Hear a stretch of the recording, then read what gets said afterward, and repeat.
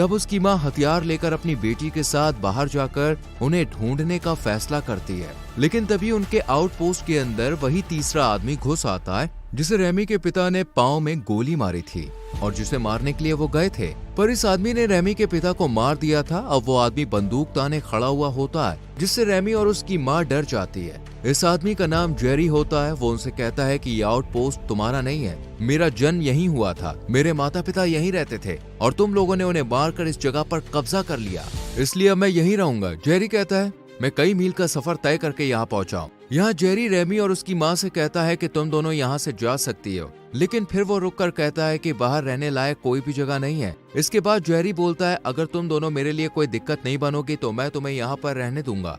ये सुनकर रेमी की माँ अपनी बेटी को लेकर आउटपोस्ट से बाहर निकल जाती है और एक जगह पर छुप जाती है। रेमी अपनी माँ से कहती है कि हमें यहाँ से चले जाना चाहिए, लेकिन उसकी माँ जानती है कि बाहर और कोई आउटपोस्ट नहीं है, इसलिए वो अनिच्छा से वापस आउटपोस्ट में लौट आती है। जब जेरी आउटपोस्ट के बाहर होता है तब रेमी की माँ किचन से एक चाकू लेकर छुप जाती है ताकि मौका मिलने पर उस पर हमला कर सके।